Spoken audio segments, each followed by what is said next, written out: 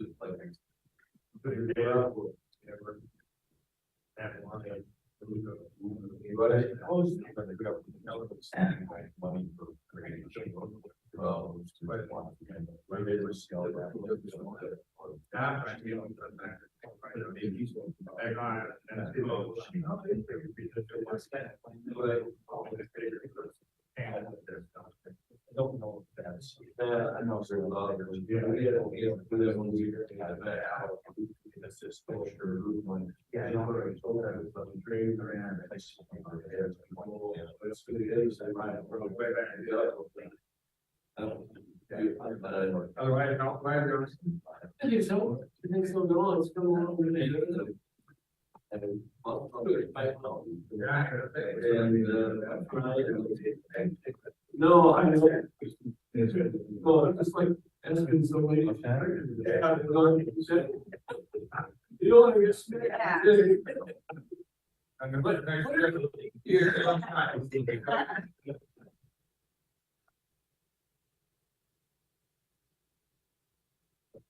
One of the whole date was pregnant. That's the end. Yeah. She won't tell us. She won't. I think it's a boy, but she won't tell us. 30th girls. 50-50 chance you don't really don't care how you're like, I mean, a lot of you happy and Yeah.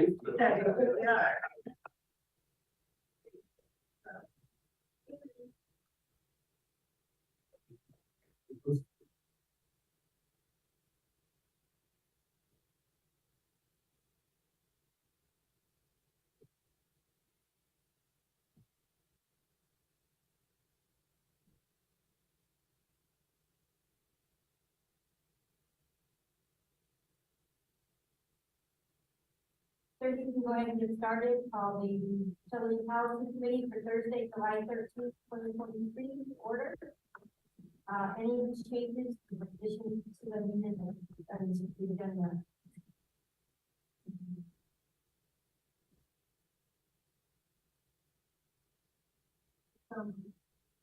Furniture information that was provided today, and we have a brief talk about it.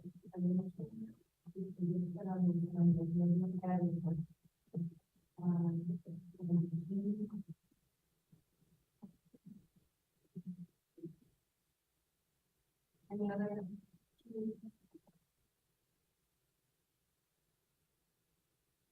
Motion. I'll make the motion for the agenda as kind of support maybe innocent. Motion and a second. All those in favor? Aye. Opposed? Motion carried. Introduction of guests. We do have, Peter is out of town this week, and we have also Elliot here. Otherwise, we need to go off from under. Here is attending virtually today. And we also have several from scan that next item is item 4, acceptance of the June 8th, 2023 draft minutes. But I just have one minor change, that is in the voting members present. I should be regional commission instead of on the.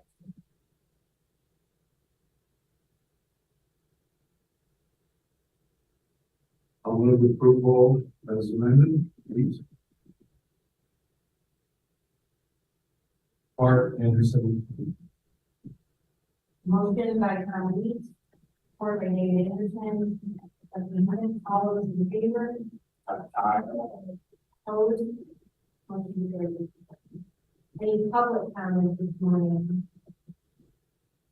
This person is always been virtually.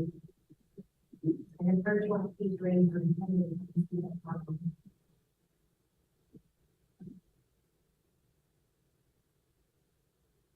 And 6 unfinished business. So the next item is item 8, the water connection fee. It has to be divided fee. Prior known as equity benefits fee.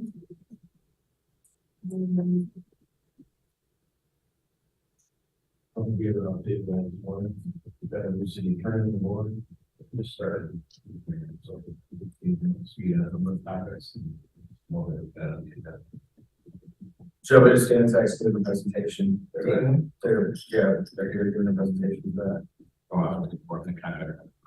This is the water connection fee for the, Yeah, so the 22 parts, the right, fee and then the language. yeah. Yeah, Stantec has calculated the fee. Yeah.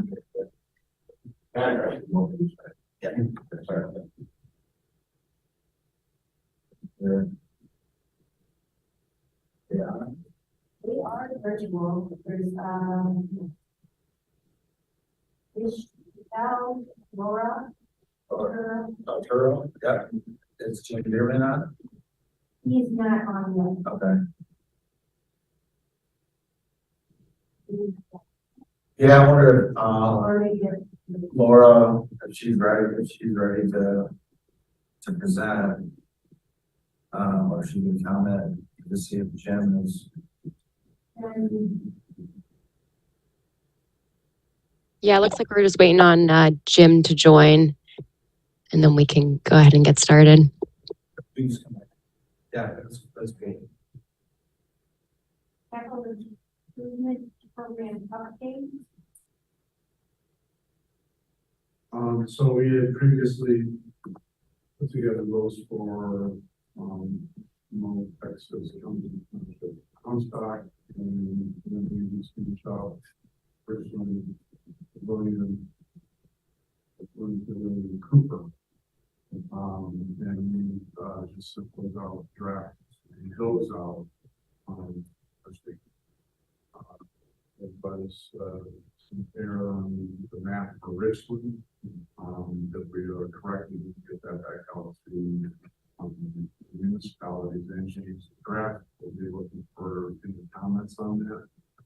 And, we'll be all set with more documents that we need.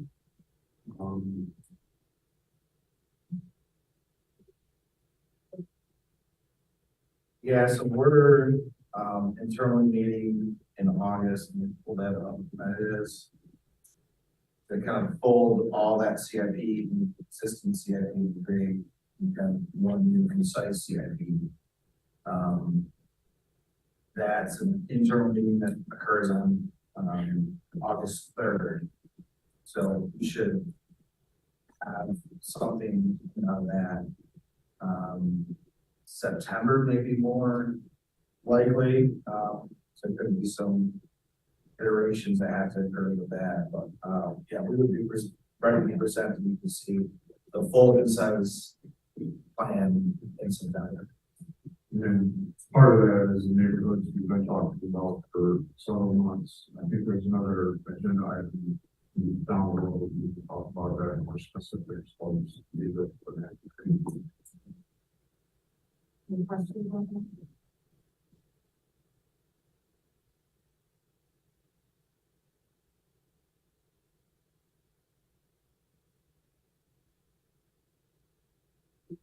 Can you hear me, Johnny? Or go start with the system capacity liability fee discussion? Okay.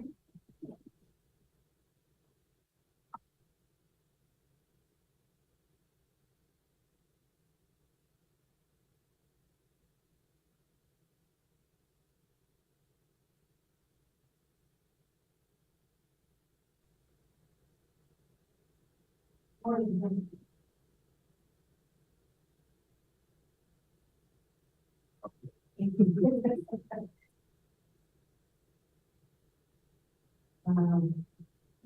That one should be hot.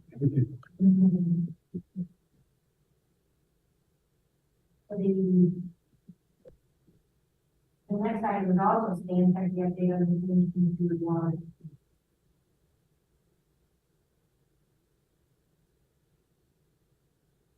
So it should-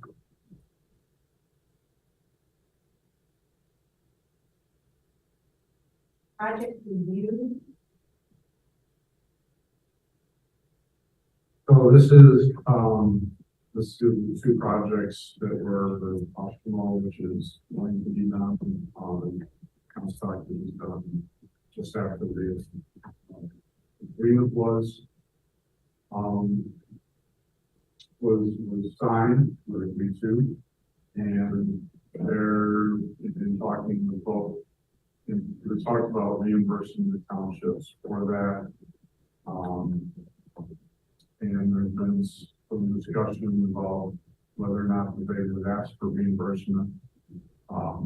In my opinion, if they're moving forward, both of those make sense that they would be part of capital improvement. That would be in capital improvement would be done by the system. So other than the capital improvement process, we wouldn't even be talking about it.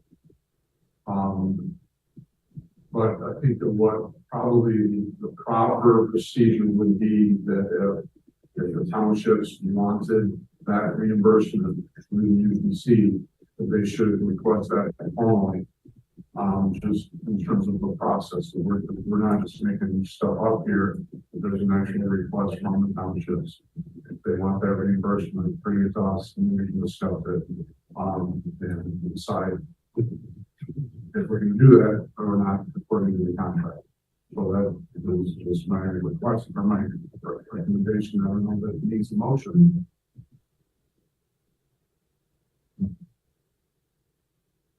I don't think so, but I think we're going to talk a little bit about the process, the process, the timeline. This is a little different. That's what you're talking about is the neighborhood part of it. Oh, right. And this is sort of improvements. There'll be. This is the one that's. If it hadn't happened to be in the CIP, the system would do it. But these are two that are happening during this, between the signing of the contract and us figuring out how to contract.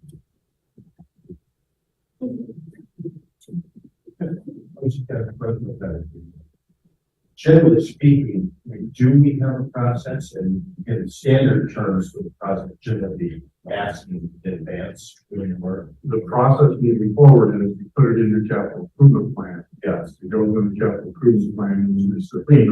Yeah.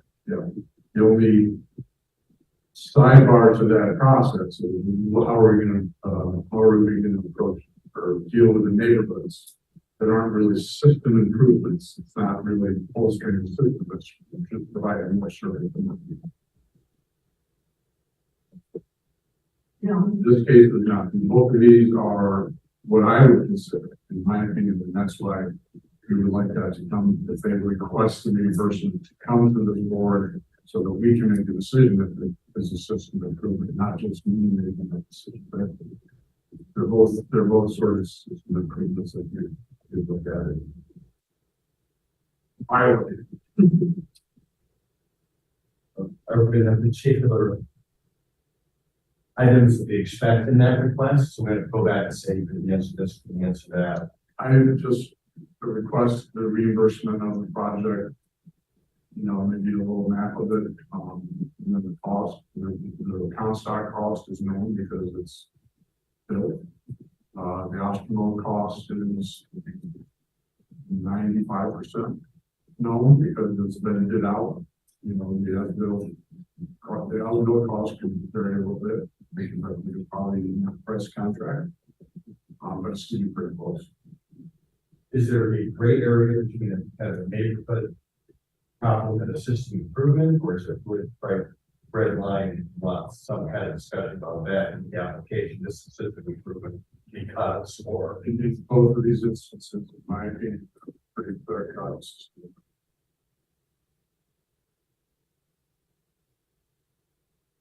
you said it pretty clear, but they would fall into the process. We had an interesting example. Part of the water CIP. Now, the date might have changed. Once you get in the CIP process, you're competing with a whole bunch of different projects. So but, you know.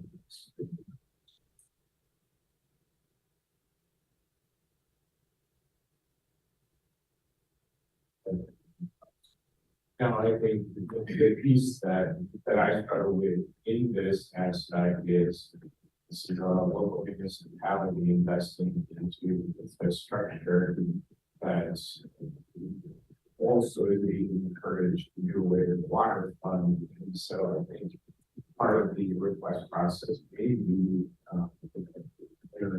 typically what comes in giving people, you're not able to ask for reimbursement. So, you know, as stuff was built previous years, city council, how it operates and has liability for that asset.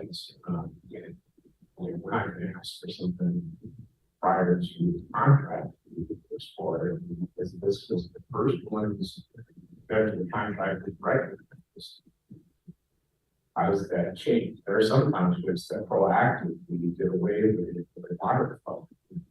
So they did not have liability going forward based on advice provided by the council. So I think there's a piece in there that we as a society may want to have those questions about council. I agree that there is this transition period going on, but I also think that those decisions are at the local level, and we don't think that. And our decision is whether this is infrastructure and whether it qualifies for reimbursement, and we make that decision, and then they decide whether it's.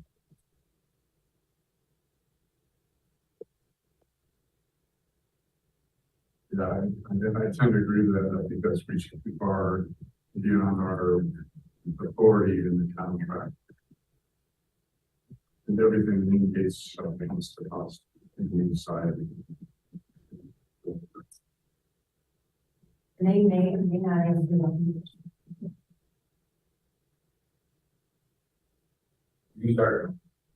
I think it doesn't make sense to have that request come from this town. Describe a project, describe the rationale for the current system, and then describe the proposal. Whether it's reimbursement, other things, what are the impact sort of things. Maybe 100%. Maybe this, like this, so that we all know we're all so that we're all doing the same thing. So we make that decision.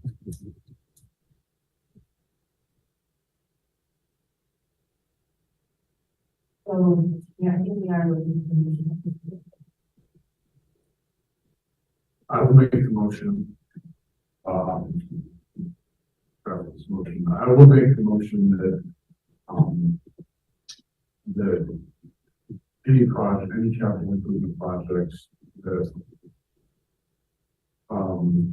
were completed in the interim between the water agreements and the submittal of the capital improvement program, which is in December of 2023.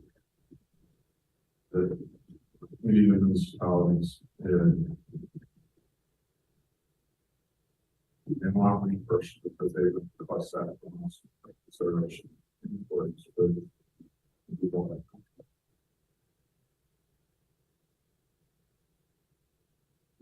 Yeah. They got to record. Support. Motion and second discussion. The questions are, are there other projects besides too? Jim, I do there a lot. Not that I'm.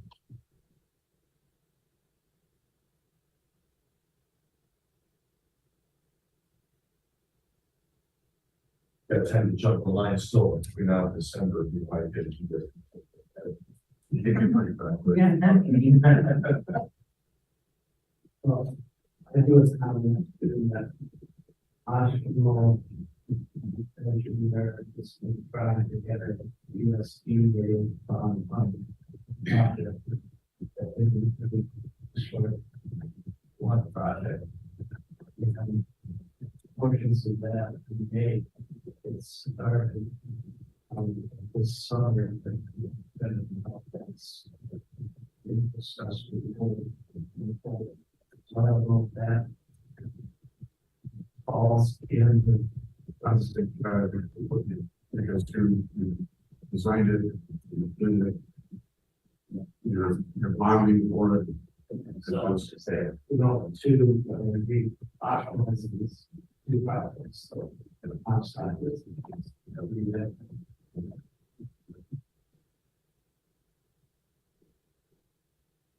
Any other discussion?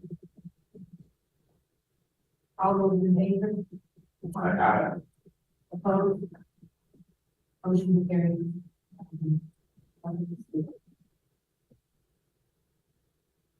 Thank you for.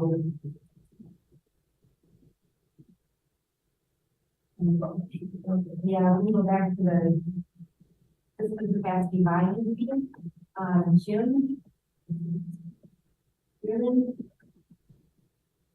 Good morning, everyone. Can you all hear me okay? Because you all are a little muffled on my end. So, yeah, we have completed a system development charge or system connection fee rather, equity benefit fee analysis. So Danica Katz is with us as from our Stantec team, and she's going to share her screen, and we'll take you through our approach in calculation, which is predicated on 22 fiscal or year-end 22 asset data, and take you through the calculation, and then kind of entertain some discussion or questions regarding the calculation. We have discussed our calculation with James, at least I think on 2 occasions. And also I chatted with Mark Beauchamp briefly in regards to kind of our approach using the 2022 data, which I would say he's very much in tune with. So with that, Danica, if you can share your screen, please. Sure. Yeah. It looks like I'm getting a message that says I don't have access to share screen. Is there a possibility to turn that off so I'm able to share?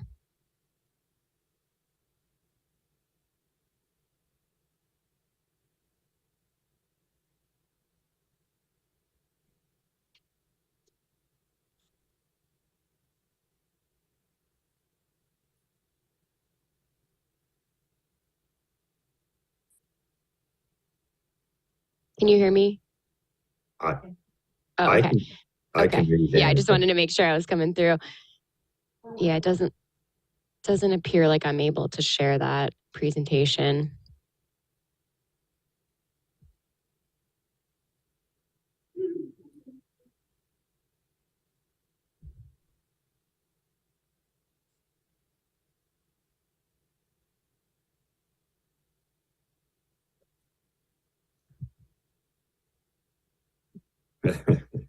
Mm.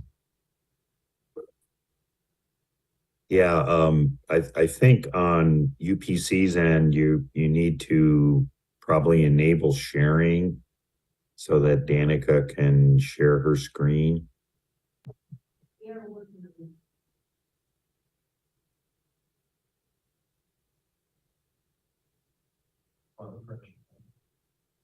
Today.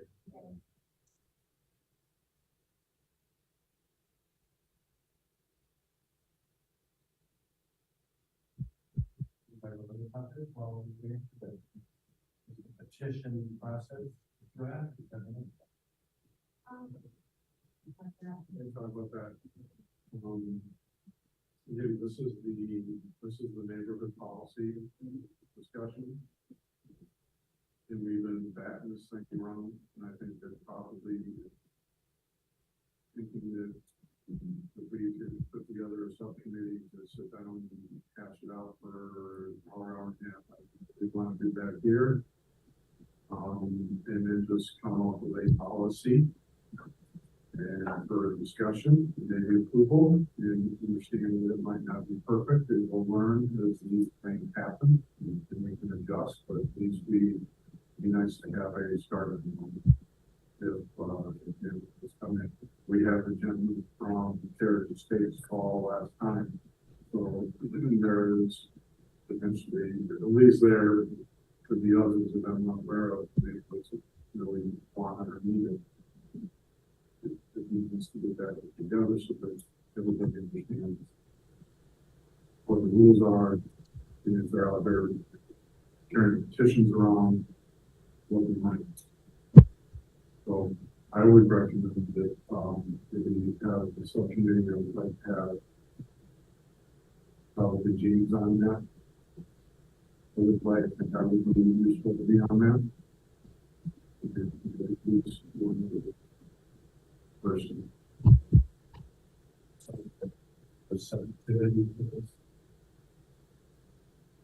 Issue. James and I will have a lot of information on it, so, but yeah, I think that Is there someone that we can see, someone representing that? I'm just thinking this is really hard. See, I think somebody can see that, and I would think that will.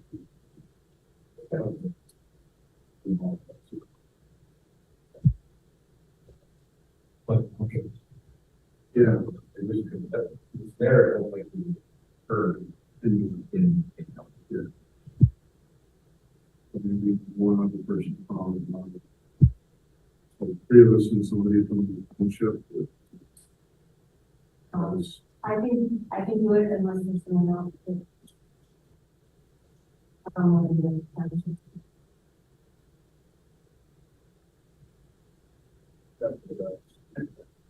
The only other person who might have a good understanding of that would be Tim Hudson. Because we just provided it for a long time. So why don't you two make it decide and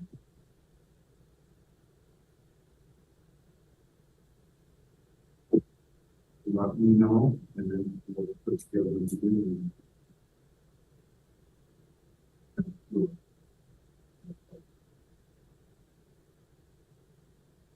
This is Jim again. It looks like, we're now able to share Danica's screen. So just let us know if you would, when you want us to kind of run through the system connection fee discussion. You're ready. Thank you. You all set for us? Yes. Thank you. Okay, Danica, if we could maybe just go to the next slide, please. Sure.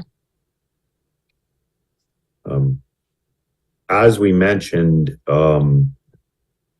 during a couple of the previous UPC meetings, we were awaiting, and the city provided us the 2022 asset listing from their records. And this slide depicts the components of the book value of those assets for 2022, and indicate a total of 154.7 million by kind of functional category.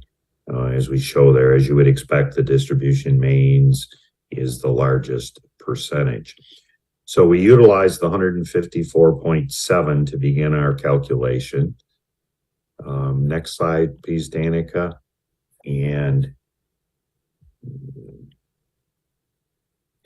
so you'll see we have the net book value of 154.7. In this calculation, you then back out the assets which would have been provided or paid for by someone other than the city. This would be the service connections and metering devices, which tend to be paid for by new customers attaching to the system. Gives you an adjusted book value of 117 million.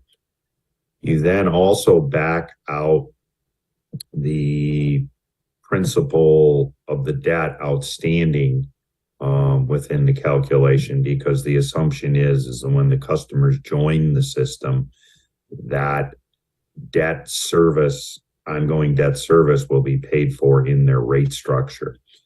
So that brings you to a kind of system net equity figure of 36.1 million.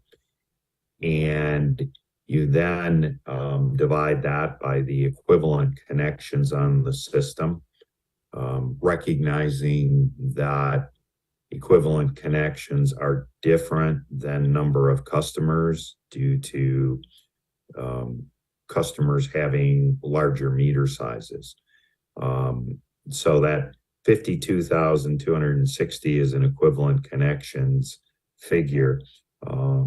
Before I move on back to the principal outstanding, you'll see some footnotes there. But basically, the city has more debt outstanding based on their 2022 debt issuance. But in talking to James, we realized that that has not yet been spent. So that amount was excluded from the calculation because we didn't see a corresponding increase in assets associated with that debt issuance. So we have developed a system capacity fee of $693 for new customers joining the system. Now that $693 would be a calculation that would be for a 1-inch meter joining the system. In talking with James, he indicates he would not install anything less than a 1-inch meter for a residential customer. And then so that would be what the calculation supports. And then Danica, if we could move to the next slide, please. This is a breakdown again of the $693 proposed charge based on the components, the functional components, which builds to the $693. More here for informational purposes for you. So, and I will send this slide package to James when we're done here, and he can certainly distribute to each of you and so forth. But then, then the question becomes is what is that? What should the system capacity connection fee be for larger size meters over and above the 1-inch? So Danica, if we could go to the next slide, please. Oh, I'm sorry, I jumped ahead of myself. This slide kind of indicates the difference between the customer accounts and the meter equivalents in based on 22 year-end data. And so again, the meter equivalence is what's utilized as the denominator to determine the charge. Next slide, please, Danica.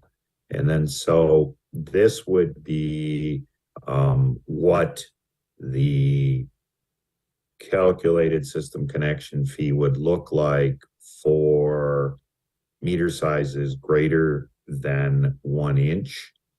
You can see in the middle column, the American Water Works Association meter equivalents, essentially a multiplier, all a multiplier over and above the 1-inch.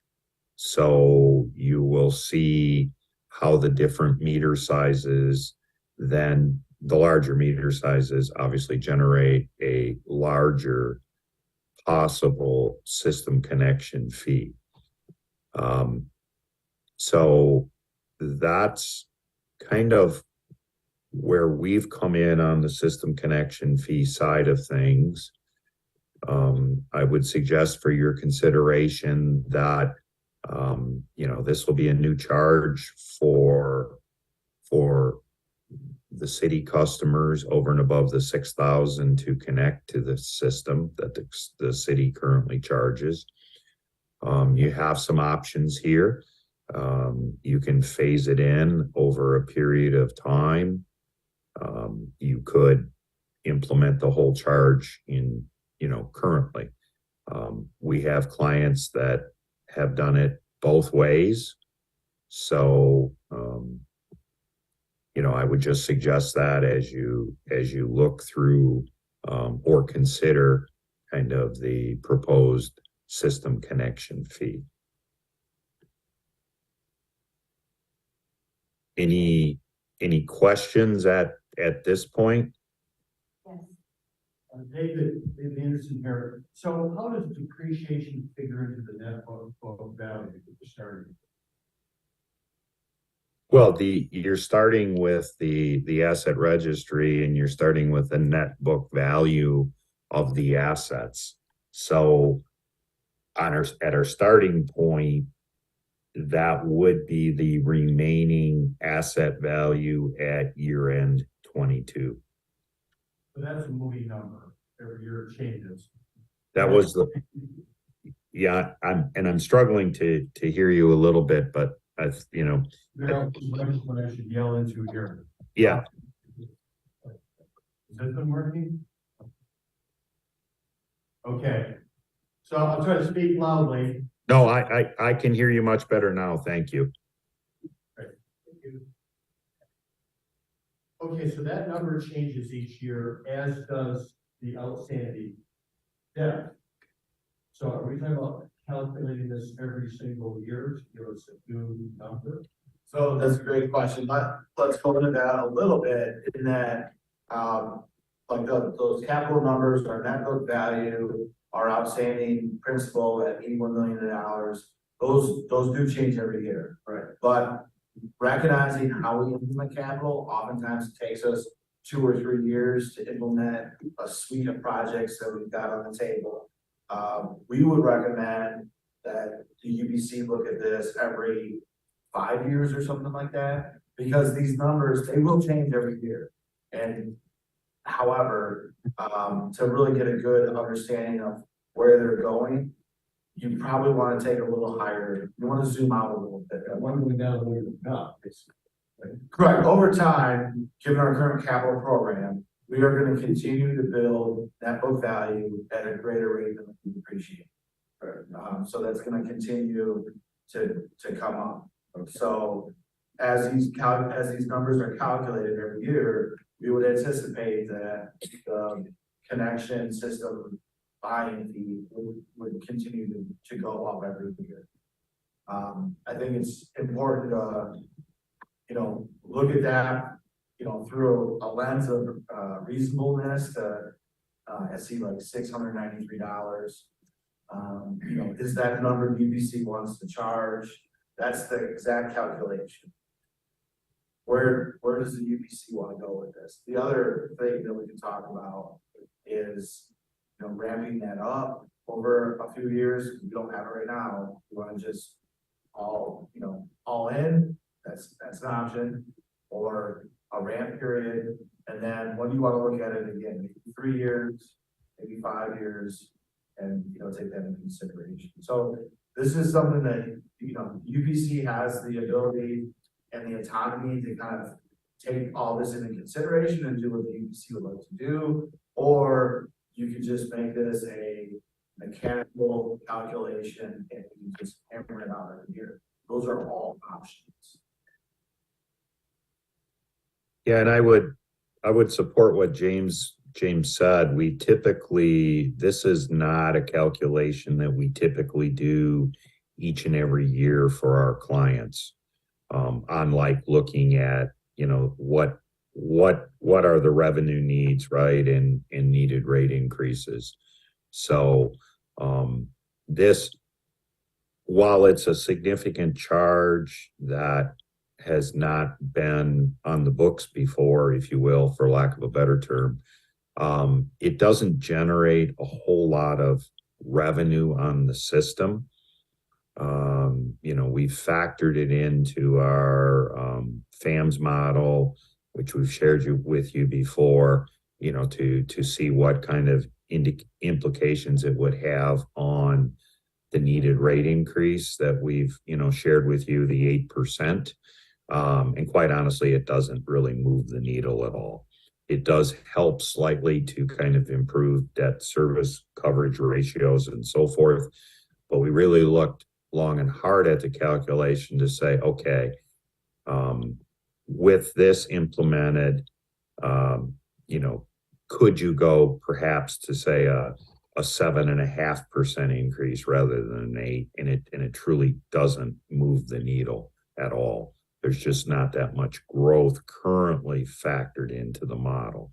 And in talking to James, you know, there is the potential for growth in the out years. And that obviously, if that growth comes, then that would generate more revenues, which would help you offset otherwise needed rate increases. So, Jim, this is Jim Escamilla, and I'm looking at updated, fees, and I understand that is there so what do we charge now? Will we see a comparison where we're at today versus this new charge? I heard $6,000, and I'm not sure what water side of that. So Jim, we're talking about two separate things. So right now we have the construction cost to put the pipe in the ground. Yeah. We've got a house, we've got a water main, we need to connect the house to the water main. That today is $6,000. What this fee is for is a fee that would just go to the system. So what we're talking about under this proposed plan is that new cost to connect the house and the main would be $6,600 and $6,693. So this would be on top of that, and they're completely separate things. And not just a fee, but you're buying into the capacity of the system. Yeah. And that is not new. And that's not new for the townships, it's just a new, then go back into the rates. I have a question in terms of, and I agree with it, I don't think we should be doing this every year, 693 and then 750, whatever. But what, based on the capital plan we have now, which is pretty aggressive, would it be, I don't know how much work would be useful to see based on the plan, what it might be in 3 years, 5 years, if we understand, is it going to be 693 this year and $1,000 in 5 years? And then maybe we can, when we decide to set the fee, maybe we set it a little higher in anticipation that we're going to be,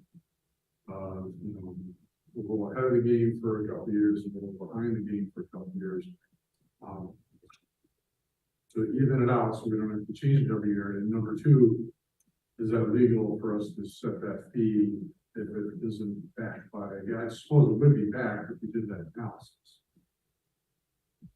I would caution you, I'm sorry, I would caution UPC to, I would not suggest that you go any higher than the calculated fee.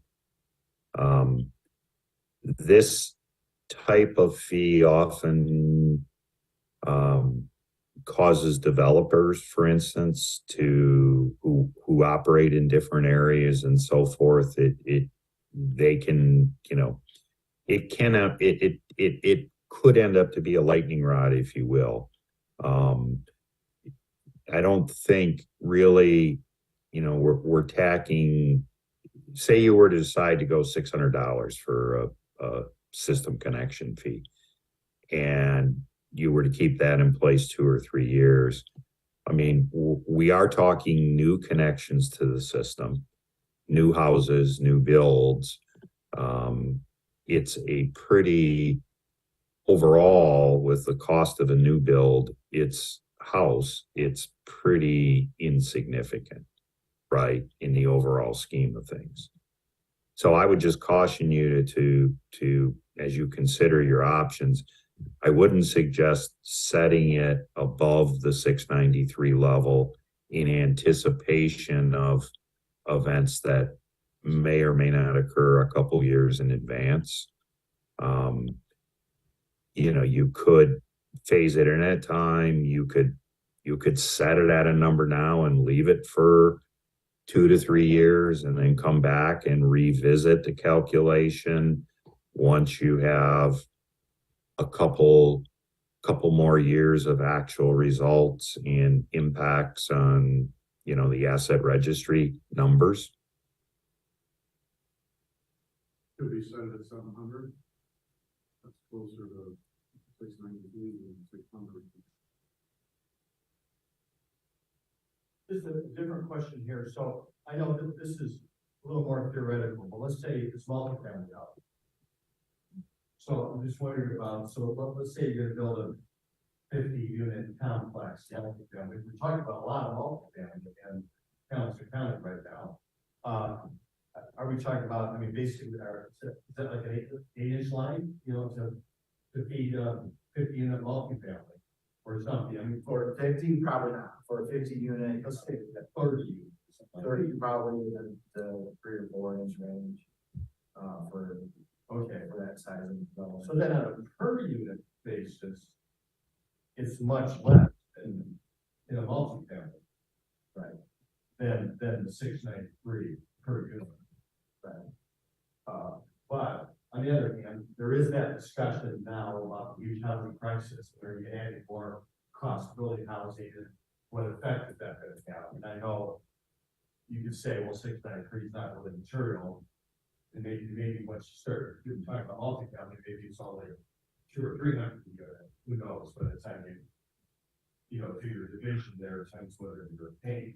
Right, and when you look at the larger, let's get the biggest one, 8-inch. You know, that's going to be a big unit, and it's going to have, you know, 8-inch main coming into it. Probably even bigger, 8-inch heater could have 12-inch main coming into it, and that's going to be probably approaching, you know, $500,000 or $1 million in costs to put the water main in the ground. This is not significant, so it's still relative. $6,000 for a single family home connected to the system, and it's $700 more. It's relative in terms of the size of construction. Okay.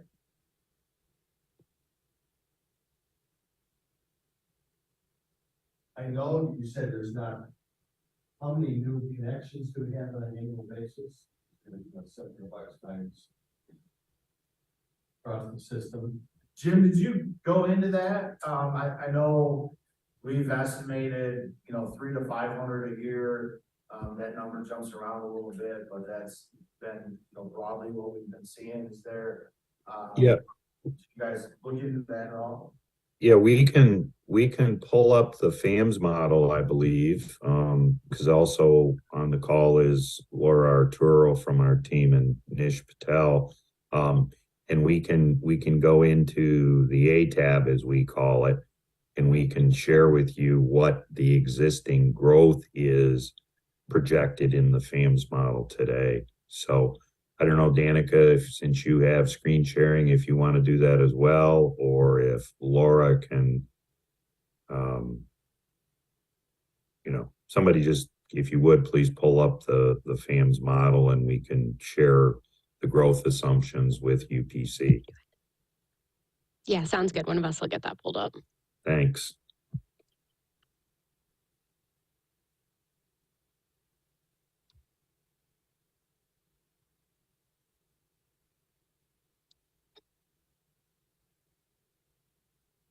As James mentioned, it's not significant growth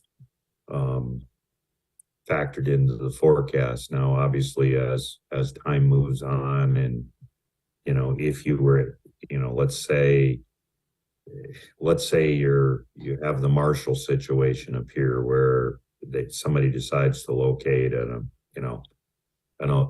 battery plant, a large battery plant in your community that, you know, would generate a significant amount of jobs and housing needs, then, you know, that would be something that would be factored into future models, obviously.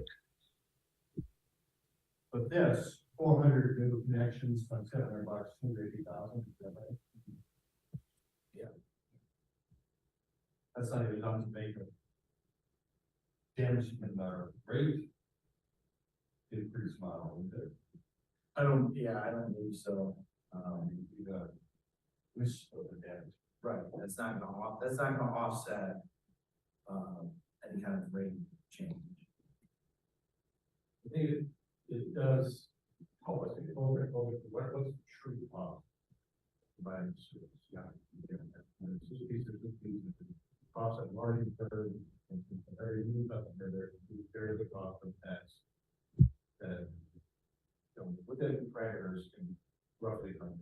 Yeah, and there is, and I think we'll talk about it at some other point with, capital as it relates to growth. And so with all the township capital plans that are coming, our bigger capital plan, there's a lot of need for system improvements that, our staff are talking about them, we've been looking at them. They're showing up on these maps now. We're gonna start to implement that work. We'll probably see a lot of that start to happen around 2026, 27 is when a lot of those system improvements will start to happen. And when those happen, that really opens the door. So the other UBC meeting, we're talking about the heritage estates, right? And so that project, if we want to go forward, we can't go forward because there's system improvements that need to happen. If those system improvements are in place, that project becomes very attainable. Now, whether or not the UBC decides to support that, or it's all special assessment or whatever, we can figure that out, in time, and that will get figured out in time. However, without the system improvements, it didn't go anywhere. You can special assessment, you can go put the main in the ground, you have dry main in the ground filled with dirt. It's not moving water, not until we connect the system to it. And so starting in 2027 and beyond, we really start to pick up and accelerate those system improvements. That really opens the door to development so that you could potentially see, increasing system connection in time. So it's not a flat curve. There could be, say, 10 or 15 years out, more and more connections to where this speed really starts to become material in time, future time. Yeah, if I could hop in here, I've actually opened the model. I can't share it with you, apparently, and probably don't need to. Oh, looks like Danica started, but I can tell you that oh, there we go. You able to see that okay? Sorry, it's taking No, a you're minute to fine, open. Danica. Yep. Yeah, and you can see that the growth, which would be line 11, that we have factored into the model is roughly 90 ERCs growth on the system currently based on what we can see. It's a little bit of a conservative growth estimate perhaps, but we'll be coming back again to do this the second year of our rate analysis to put rates into effect 1/1/2025. So obviously we can adjust that growth assumption based on more current information.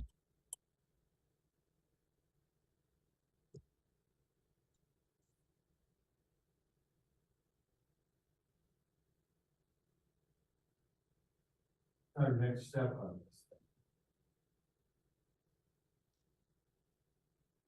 I mean, even though it doesn't create a lot of funds, I think, as Jeff indicated, it does recognize the buying the system. I think that's the important thing.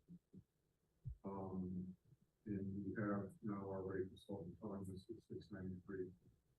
I would suggest 700, but close. We'll figure out that number. But the next thing is the contract. I think if we agree as UBC that this makes sense, then we want to have, I think we've already sort of proved the concept is Is there a contract with the company lawyers to do that? And in terms of how often it's reviewed, and the review is maybe it's not too much trouble to look at it.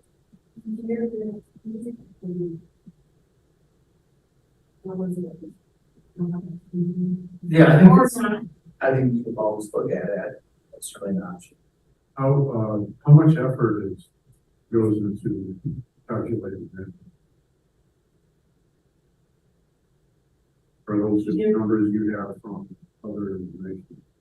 Well, yeah, I'll let Jim, answer that with Stantec. I know, there was some work created to get us here, but now that's filled. And so I think the question is, how difficult would it be, Jim, just so, look at this on an annual basis as we're doing all the updates to the rest of the, rate system, financial reporting. I mean, it's a piece of work that we do often, so it's, it wouldn't be difficult for us to do it. We would follow the same methodology, but use updated asset values. So it's, it's a piece of work for us, but it's what we do. So, I wouldn't say it's difficult at all. If you wanted to look at it each and every year to perhaps support a higher charge as you move forward with the capital improvement program that the city has and that the townships, may also have as well. So this will become part of that annual review process. I see it. So my assumption is we're talking about 2024 this year, or maybe that's wrong. 2024, yes. Yes, so again, so then we're looking at whatever year, looking at all kinds of factors, looking at different fees for the upcoming fiscal year. And this would be one of the things that we look at. But the goal for this one being that this fee is in place for the upcoming fiscal 2024 year. Right. So, we want to vote on proceeding with this? I recommend, I support that we have that calculation done every year. We may not change it every year. I don't think we need to, but just keep it in the process. So then, 5 years, 6 years down the road, like, please, you got to recalculate that. Make it a habit that is part of the process. Or if I find out it's going to change by $8 a year, it's not worth it. Yeah. Yeah. Perfect. So our consensus is we want to move forward with the nominee. And, I would support the round 700 if that's not a problem in, the consultant's part. And then the other ones. Also rounding. Taken to the mark, the other each time. Those are based on the AWWA and meter code, right? So students can round the first number, Okay. Yeah, so that's industry standard. Okay, so we can take a look at that and when we finally approve it, and also have to improve Before we vote, I do have one other question. That would be the level of implementation all in the is that it's still there over the time. I would think that it's all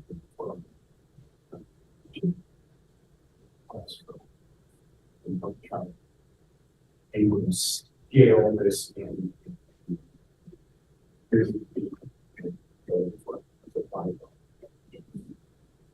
I heard it. And I think what the standard is saying is that as a customer, do you pay all up front or you spread it out over months?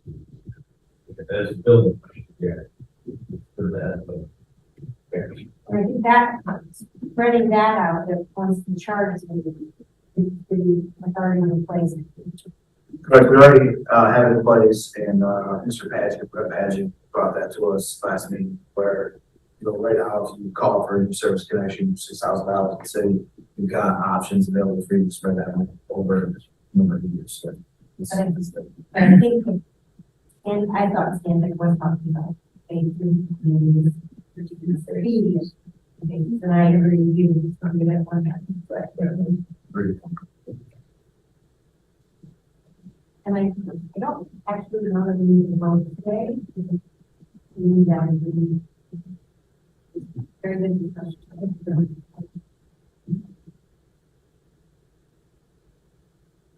And then the update on the 2023 water rates, which is some part of it. Item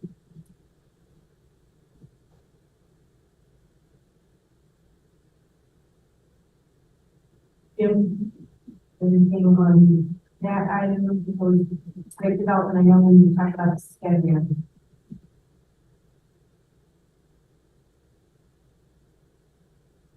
I think they can hear us.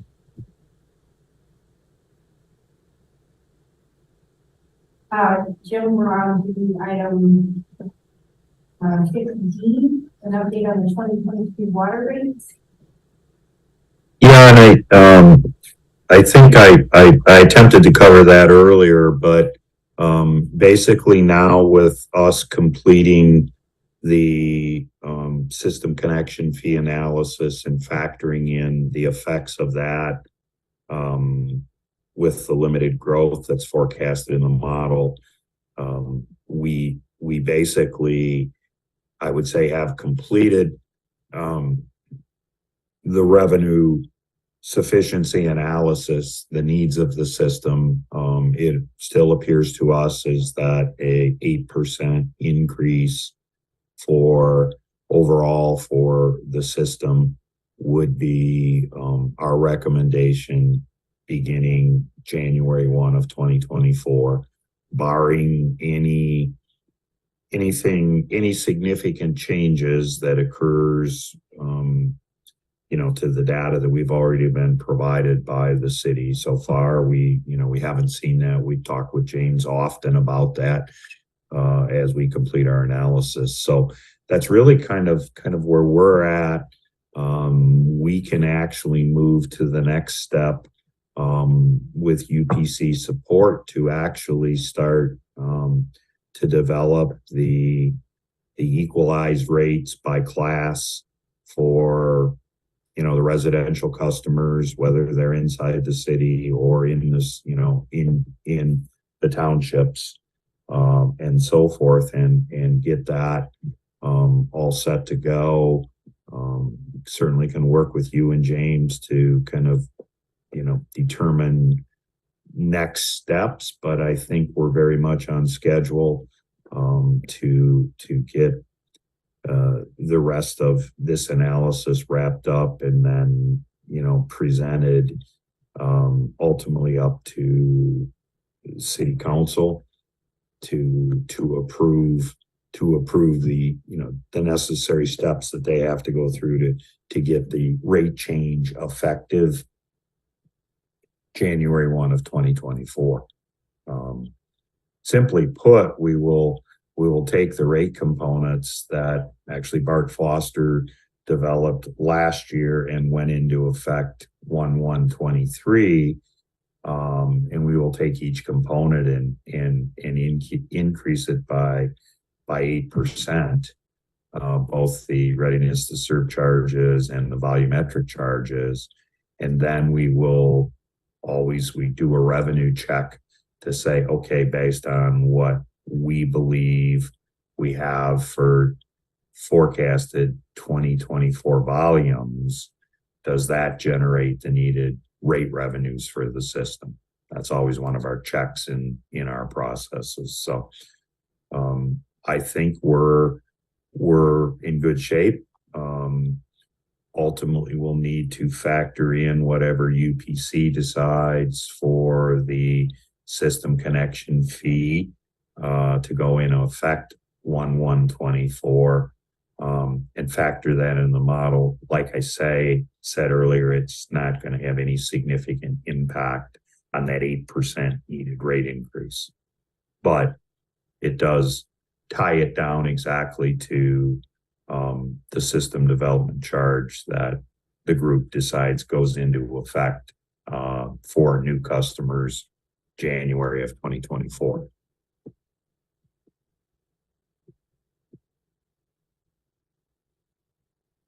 And 8% with or without the affordability program we were talking about. The 8% at this point is without the affordability program increase. James and I have talked a bit. I know the city, through South Central Community Action Agency submitted a water affordability grant request. As we were talking to James yesterday concerning the system development fee, I got an email from someone at the Department of Health and Human Services, and she indicates that grant recipients will be notified August 4th. So hypothetically, if your system, as part of the broader South Central Community Action Agency grant request, is able to receive a grant, and that could affect, I think, certainly it'll affect your arrearages. So there may be a tweak to the model to reflect that. So I guess I would say from my perspective, I'm kind of in the wait and see mode as to what happens with your affordability grant, and then follow up discussions with you. That's not a significant change for us, factoring that into the rate model. Whatever, wherever you go with the affordability program, because you may not need, right, if you get a significant grant, you may not have to increase the residential customers to 9%, as I recall, right? There was going to be a 1% adder for the affordability program for all residential customers. You may not have a need to do that, depending on your success on the grant request. Does that make sense to everybody? I mean, Yep.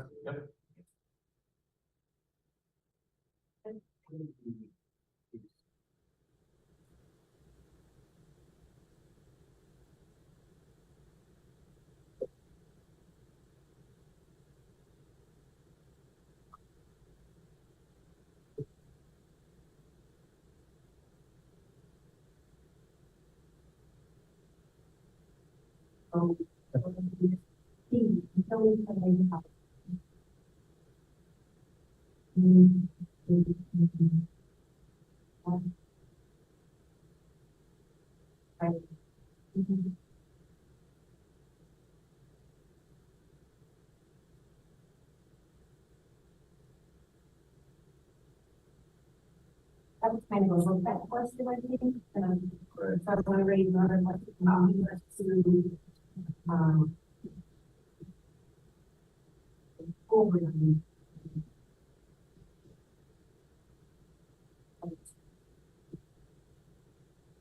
if I could interrupt for a minute, I think we're pretty much done with kind of the rate study and all of that. Could I ask that can I release the 3 members of the Stantec team that are on the phone, because they're actually in a training session. So if I could, I'll definitely stay on, but would be okay if Danica, Laura, and Nish drop off at this point? Or do you want the 3 of them to stay?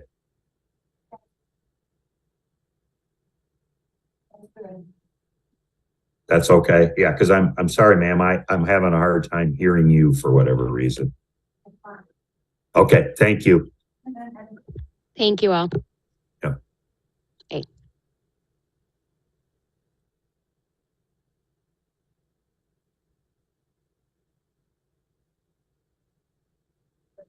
done, this is maybe thinking about that. Yeah, I think that's all we have to do. The whole bit to the point of already is also.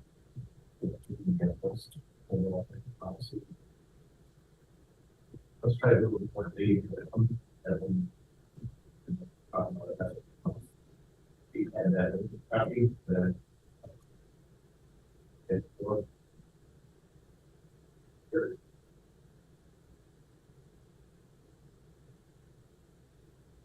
don't want to rate that this in the agreement with this something.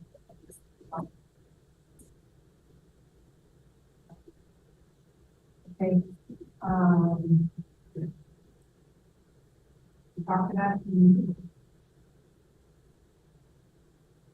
that wellhead protection, we discussed. Continued discussion, last time reported we were going through performance standards. From the developer standpoint, but we had a couple vacations and 4th of July, and I wasn't able to get back to just the idea again would be to get this lined up with.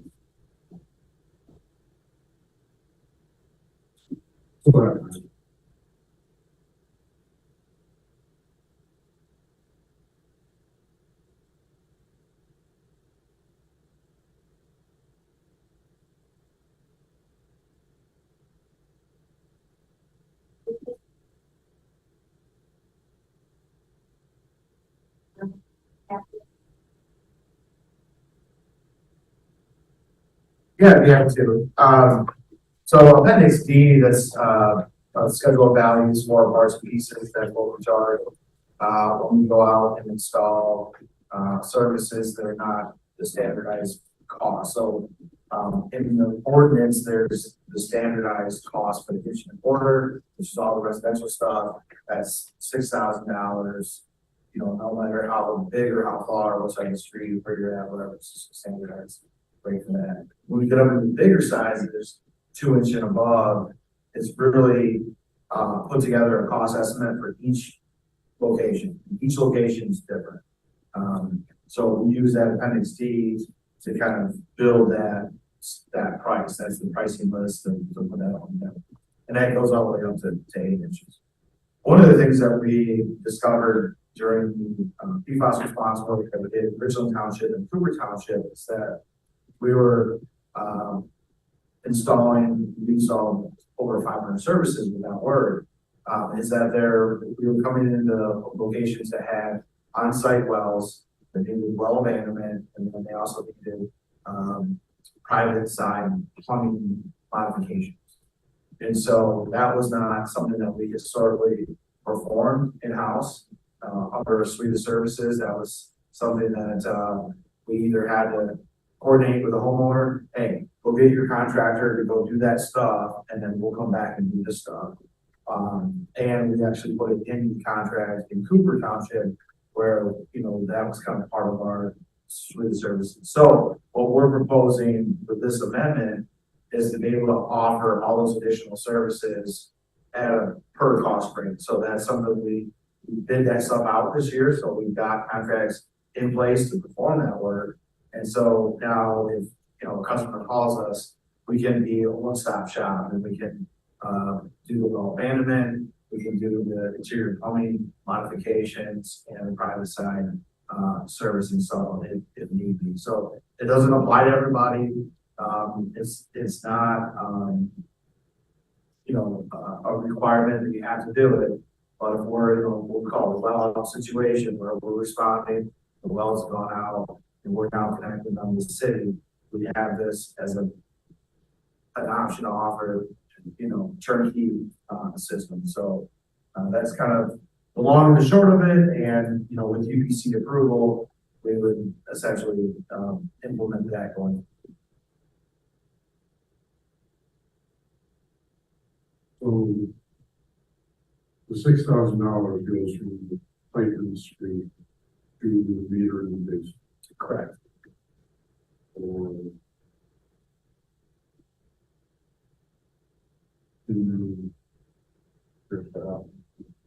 So there's, you go inside the home, there's a meter setting, and there is we call a customer courtesy valve on the backside of the meter, which is essentially inside the home shut off. There is a curb stop out, usually on the property line or in the sidewalk. That's, part of the special key that we can. So you do that courtesy shut off. You get it that. Yeah, so $6,000 covers all that. It's the corporation stop, any fittings that need to go from the meter to the curb stop, the curb stop assembly, whatever fittings go in there, inside the home, whatever distance, this is, and then meter setting, customer, valve, and meter. You do that for $6,000. So this is $3,500 for the water stage private, huge, $3,500. And they can see what? So, in cases of homes that do not have basements, we provide a meter pit. And it's also on commercial properties where we come in behind the sidewalk, we drop a meter pit, so it also known as a board box. And at that point, we're done because we can meter. At that point, there's the meter, we're done. And so if you're building a new slab house today, and we came in and installed a meter pit, and we're done, we now have to go from the meter pit to the house. And so that $3,500 would take you from the pit to inside the house. And then the 350 is whatever, if the meter was, well, to get into the house, the plumbing inside the house. Correct. Oftentimes with existing structures that these are often blowout scenarios, where we come in and now from the street, we've got to oftentimes split that main plumbing assembly in the basement. And so that's $350 covers that. And these all, of course, so I didn't supply them, but we have them on file. All these pay items reference back to our standard specification for construction. And there's a detail that shows you each what we're over. So I know Tom knows exactly what I'm talking about, but the rest of the UBC is getting a little bit in the weeds. Essentially, we say, that private side that Tom talks about, we show you detail with our Ford box and then what that pigtail looks like from back and identify that that's the private side.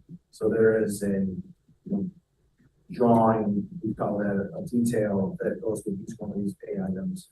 It's in our standard specifications. Our standard specifications are online. You can get them online, and folks that are in the construction industry know exactly what I'm talking about. So in the case where I got a slab house, I'm connect, I'm paying $6,000 to get the mains and my floor box. Correct. And another $3,500 to go for the floor box to the house. Correct. The neighbor living in a basement pays, so I'm paying $9,500 to do that.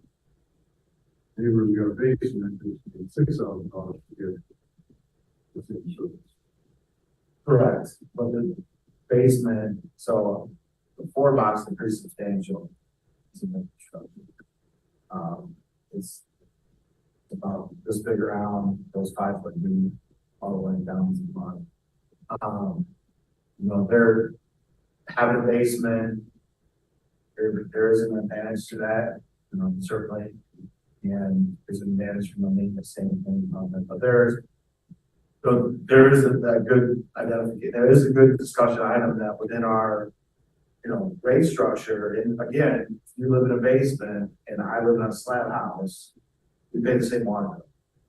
And so there is a little bit of discrepancy there in terms of what a slab house pays for and gets versus what it pays for the house. Yeah.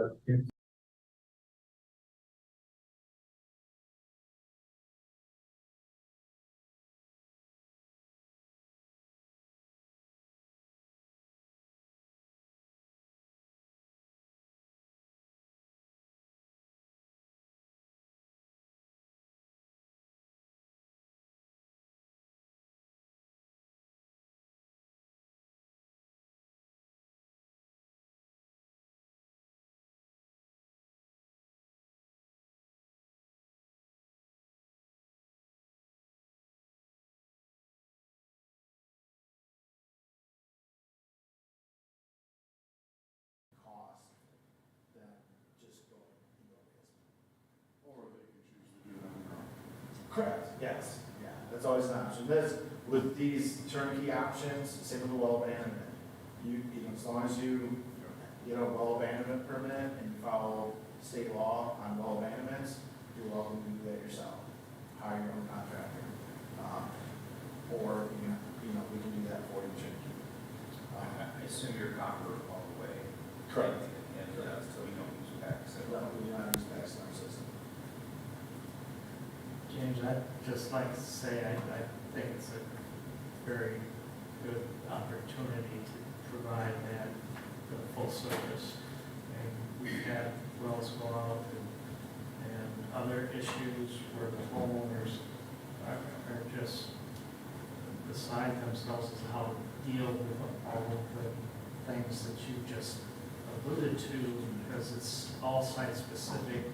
And they may not have the financial resources to do it immediately, but as I understand, you have that financing available for your services. So I think this is an incredible opportunity for the residents who choose to use it to just let the professionals take care of it. As some who have seen, improper well abandonments and other connections in the house that shouldn't have taken place. I like to have confidence in professionals that know how to do it in your departments. You don't do this for city staff, you get stuff. Yeah, all this stuff is bid out, it's subcontracted out. And adding to what you just said, Mark, the county health department also, Department of Health, has expressed concern to the townships to make sure the wells get abandoned, so they've seen some issues there, so this is really good. to have that.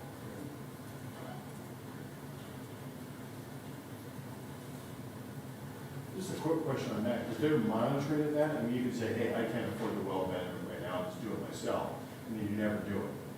Is that? So, yeah, I mean, ideally, we would not connect you until your well's abandoned. It doesn't always work that way. It's sort of like, hey, we just need to give this customer water and let's get them connected. We do have a cross-connection program where we're coming through and looking for that stuff. We have found in some locations where, customers didn't abandon their wells that we're supposed to, and then we've had to, order them essentially by order to do that. We reserve the ability to protect the system, so we could sever your connection to the city water if need be, if you can comply with that. But compliance on the start of the job is always easier than after the fact.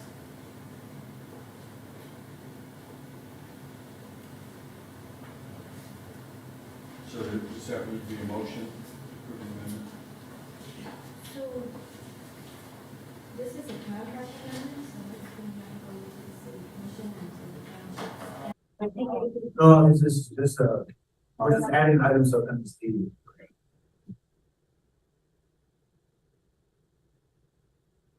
Part of MSD would be. can be amended. I agree with the city and the, okay, so we need to agree. Well, are we adopting both the new exhibit or appendix D, the new numbers across the? Two motions, two different things? So I think, my understanding would be that we would accept the updated appendix D with the amended items. So it would be the 2023 MXD, which we already brought forward, with the approved amendments that the president put out. That's 2023. This current version is 20. So it could come back in 24. It's not going to come back before 24, but it could come back in 24. I'll make a motion to approve the amended 2023 appendix D, including the three new items as the one quarter inch was private. Items.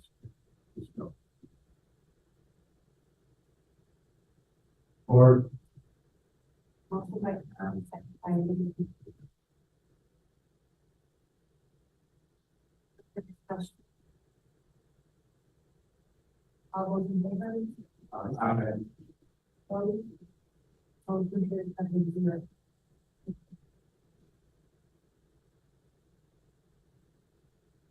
I move approval of payment of invoice 75396 was $703.05. Or Motion by Davis, supported by Tim. To the signing on invoice. All those in favor? Mr. B. Motion carries with, 6 ayes and 1 abstention.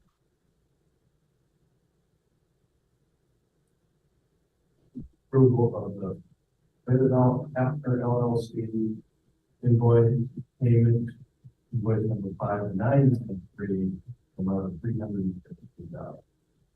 Or Motion by Davis, supported by Tom, to the redevelopment tax committee invoice. All those in favor? Opposed? Motion carries 7-0.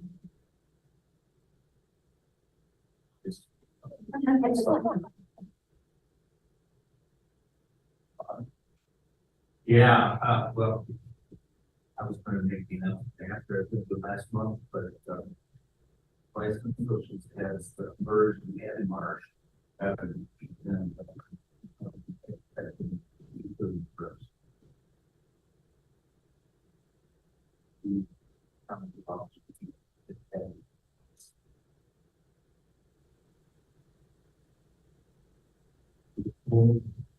invoice out of March twice.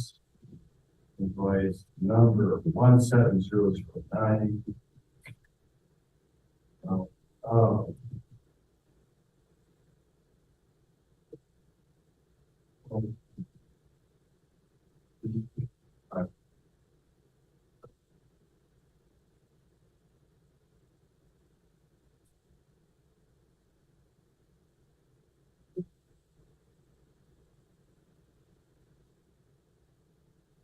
All those in favor?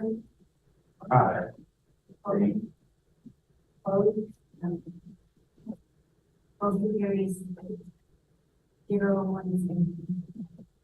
And then, and let's go to the quarterly, that'll be actually August.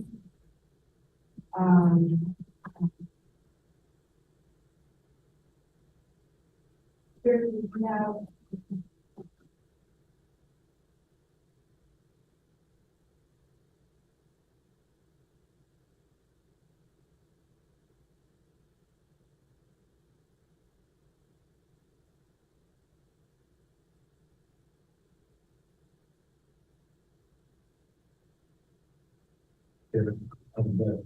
That is, we have the whole, you get a full financial report set from the city's financial system.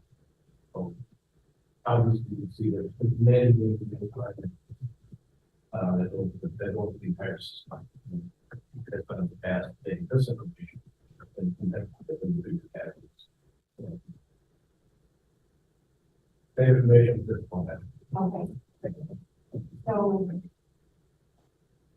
probably the gap in the August and really,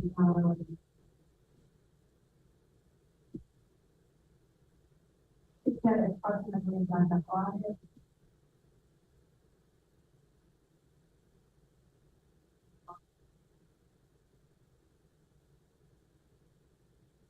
Peter, are you there? Yeah, good call. There is. Are you looking for Peter? Yes. We can barely hear a thing you say. James, you sound great. The others, if you're not near that mic or looking at it, you can't hear anything.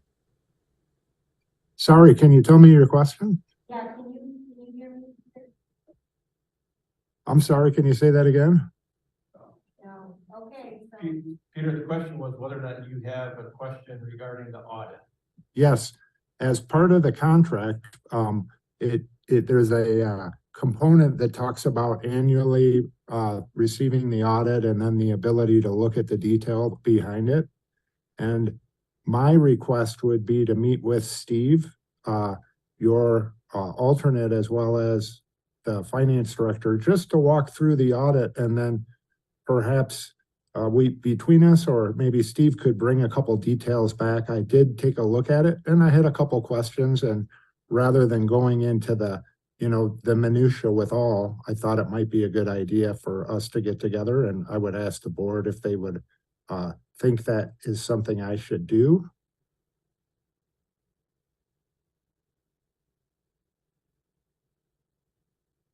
Does that make sense?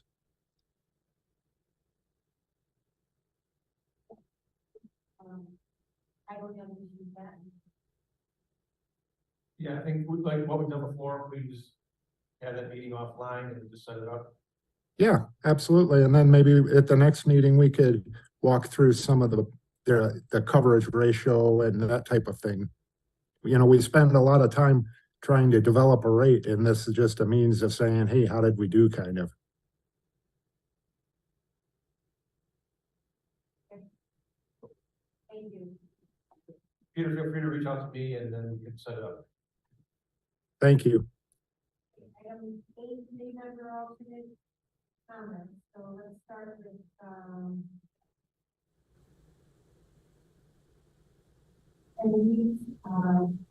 yeah. Good meeting, we're gonna lot. The question is what we voted on today, or what you guys voted on today with that doesn't have to go to township, is that correct? No, the water agreement says it's an agreement between the UPC and the city council. That's what I thought. That's what we voted to do. Okay, thank you.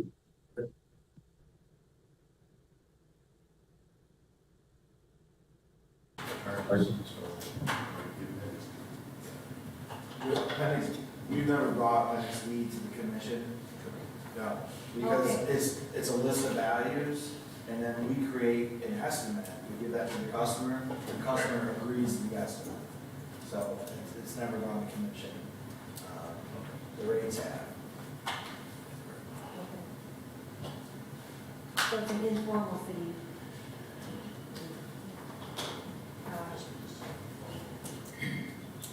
Sherry? Morning, everybody, good meeting. Like Jeff, learned a lot. I have my engineer right next to me. She's drawing very nice pictures. I know.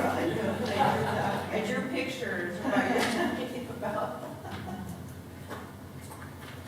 My only comment I wanted to add to one of the questions was about, as we have more housing, how does this equity benefit fee or the system buy-in fee affect those developments? And I think for the city, it's probably new, to have that, but for the townships, the cost is going to be significantly less for some developments.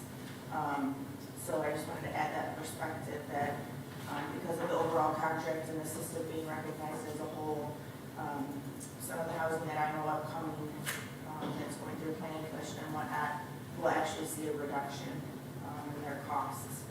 So just two sides of the coin, I guess, I have to share. So thank you. I thought it was a great meeting.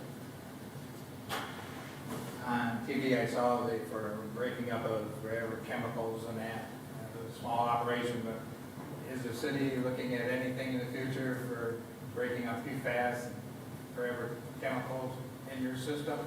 And my second question is, the Comstock, is that more of a looping for you, or do you think the 300 or 400 new customers are going to be the same, or do you see an increase because of optional? Yeah, so just to hit the PFAS question first, everybody that's on the system should have got our annual report. Within that annual report, there's some tables that show you what the PFAS values are, where we perform in accordance with Michigan MCLs. So we 100% meet Michigan MCLs today. There's new proposed federal limits that are out We look like we will also meet federal limits, but something that the feds did this time that was rather unique is that they also published an MCLG. An MCLG is not enforceable by law, but it's out there, it's published, and it's a goal. So the MCLGs, as published by the feds, are 0 for PFAS. So they also published and provided an interim health advisory for PFAS levels above 0. So what's that telling us? Essentially, the feds are saying PFAS has got to get to 0. That's going to take a long time to get there. It's going to be incremental. We've got 13 stations right now. PFAS treatment is, if it has to occur at every station, could be costly. We are implementing PFAS treatment at Station 5. That's at Eagle right now for final plan review. It's our goal to bid that out this fall, with work starting in 2024 and occurring for the next 3 years. That Station 5 improvements is currently budgeted in our CIP today for $19 million. So whether or not bids come in at $19 million or we've got to put some more money towards that next year, we'll see how that comes out on bid day. But that will implement our first PFAS removal station within the water system. In terms of connecting loops and seeing growth, we are seeing across the system about a 1% annual growth rate. That's a lot of that occurs in the West, a lot of that's happening in Texas and Oshawa townships, although there's a little bit of sporadic growth kind of all over the place. When we look at all of the township improvements through their CIPs, really from like a global lens, we see that there are a lot of neighborhoods that are currently unwell that could benefit from connecting to the system. And those are identified on a township-specific basis in the overall capital improvement program by the township. Those areas often occur where there's a gap in system connectivity. There's a gap in, we call transmission looping. There's been a lot of gap in transmission looping that's been identified since the 70s that needs to occur. And so we're really looking to implement a lot of that transmission looping beginning in 2027.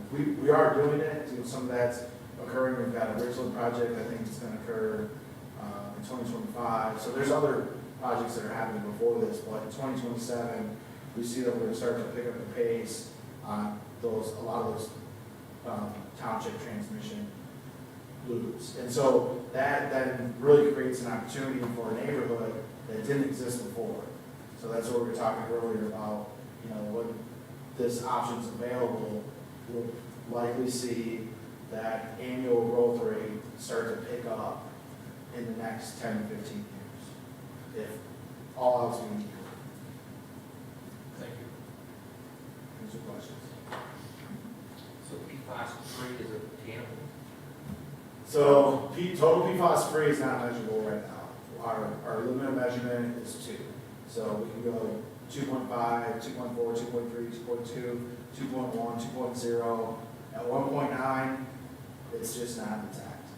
So per true, yeah. So PFAS is issued the interim health advisory for PFOA and PFOS at 0.004 parts per trillion and 0.02 parts per trillion. We can't measure that today. We can just, not detect. Now, not detect could be 1.9, that's right, or it could be triple digit 0. We just don't know.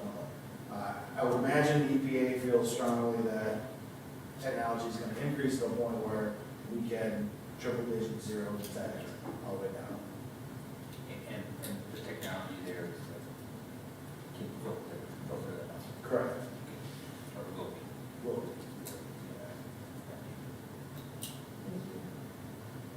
Any online comments from anyone? Raise your hand.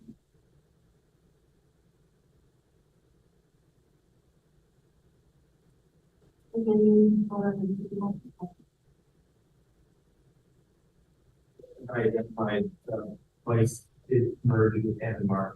So we have a contract with the city for the UBC for my services. Do we need to do an addendum or anything like that? As long as your firm still recognizes the purchase order, I think we're okay. If not, we can change, we can update it, so. We can offline. Okay, yeah, we should be fine. So for those who don't know, Vice Associates, or I mean, Ann Marsh, they had 10 offices throughout Southwest Michigan and Northern Indiana.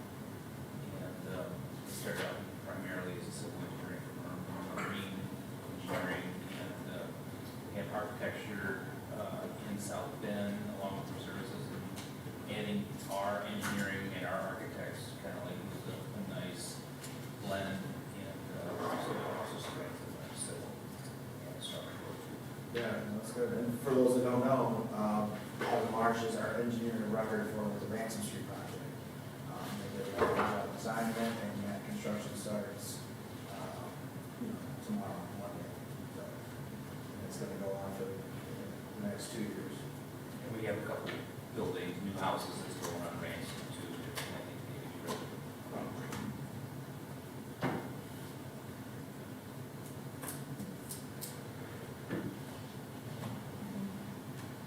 I don't have anything. Our next meeting is August 10th.